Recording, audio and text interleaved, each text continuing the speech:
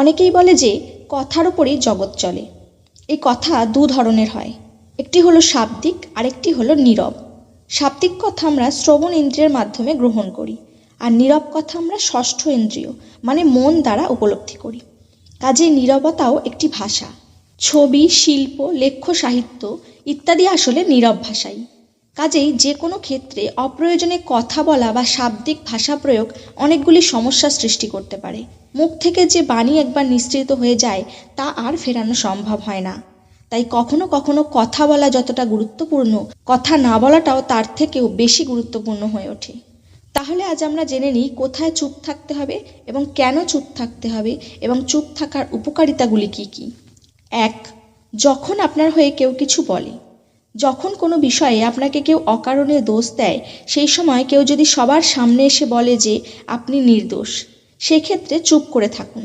এতক্ষণ তো একাই যথেষ্ট চেষ্টা করে যাচ্ছিলেন নিজেকে নির্দোষ প্রমাণ করতে, কিন্তু কোনো ফল হয়নি তো। তাই কেউ যখন আপনার হয়ে কোনো ভালো কথা বলছে, সেক্ষেত্রে চুপ করে থাকবেন, এতে আপনার সম্মান বেড়ে যাবে। 2. প্রশংসার সময়। যখন কেউ মন খুলে আপনার প্রশংসা করে, আপনার ভালো দিকটি তুলে ধরবে, তখন চুপ করে থাকবেন, আপনাকে শোভনীয় দেখাবে। 3.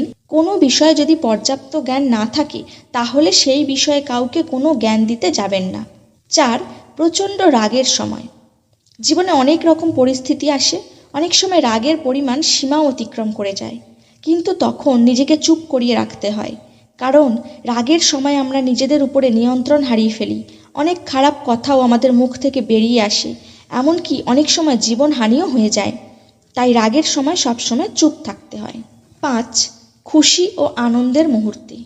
এই সময় মানুষের মন বাচ্চাদের মতো হয়ে ওঠে, এমন সব আচরণ করে ফেলে তা সবার কল্পনারও বাইরে। কখনো কখনো মানুষ হয়তো এই মুহূর্তে এমন কিছু কথা দিয়ে ফেলে যা পরবর্তীকালে হয়তো রাখা সম্ভব হয় না। তাই এই সমস্ত সময় চুপ করে থাকুন। 6.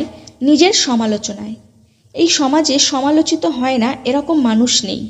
প্রতিটি সমালোচনার উত্তর দিতে গেলে আপনি আপনার লক্ষ্যে পৌঁছতে পারবেন না, তাই চুপ থাকুন। 7. কোনো গুরুত্বপূর্ণ কাজ করার সময় চেষ্টা করবেন কম কথা বলার, কারণ কাজের সময় কথা বললে মনোসংযোগ নষ্ট হয়। 8. তর্কের মধ্যে। বুদ্ধিমানেরা তর্কে জড়ায় না, বরং তর্ককে এড়িয়ে চলে। যারা তর্ক বা সমালোচনায় পটু, তারা আপনাকে নিচু প্রমাণ করেই ছাড়বে, তাই তর্কে না জড়িয়ে চুপ থাকাটাই ভালো। 9. আড্ডার মাঝে কোনো আলোচনা আপনার যদি ভালো না লাগে, তাহলে চুপ করে শোনাটাই ভালো, উঠে চলে যাবেন না, এতে আপনার কাছের মানুষেরা ভুল বুঝতে পারে। 10. যখন কেউ তার সমস্যার কথা বলে কিংবা তার ভেতরে চলতে থাকা ইমোশনগুলো শেয়ার করে, সেই সময় অতি শীঘ্রই রায় না দিয়ে, ঠিক ভুল বিচার না করে তার কথাগুলো চুপ করে মন দিয়ে শুনতে হয়। এই মুহূর্তগুলোতে চুপ থাকাই সামনের মানুষের জন্য সেরা চিকিৎসা। 11. যদি ভালোবাসার মানুষ তার প্রিয়জনকে কিছু বলতে চায়, সেক্ষেত্রেও একসঙ্গে কথা না বলে চুপ করে শুনলে সম্পর্কের উন্নতি ঘটে। 12. যখন মনে হয় আপনি আপনার ব্যস্ত জীবনে খুব ক্লান্ত, নিজেকে বিভ্রান্ত বলে মনে হবে, তখন কারোর সাথে কথা না বলে একদম চুপ করে থাকুন। 13. কোনো ব্যক্তির মৃত্যুর পর তার বাড়িতে গিয়ে তার পরিবারকে অকারণে সান্ত্বনা দেওয়ার থেকে ভালো সেই পরিস্থিতিতে চুপ করে থাকা। 14. প্রতিবাদ করা ভালো, তবে পরিস্থিতি বিচার করে।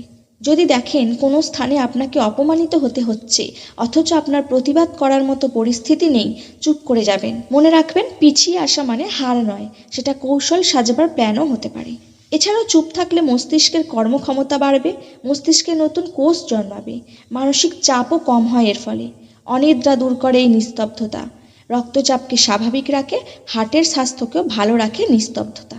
সুতরাং সমস্ত জায়গায় অকারণে কথায় না জড়িয়ে, তর্কে না জড়িয়ে নিজেকে নিস্তব্ধ রাখুন, পরিস্থিতি বুঝে কথা বলুন, দেখবেন জীবনে অনেক উন্নতি হবে। আর আমাদের এই ভিডিওটি কেমন লাগলো অবশ্যই কমেন্ট করে জানাবেন, ভালো লাগলে লাইক ও শেয়ার করে দেবেন। আরও ইনফরমেশনমূলক নতুন নতুন ভিডিও পেতে চ্যানেলটি সাবস্ক্রাইব করে রাখবেন।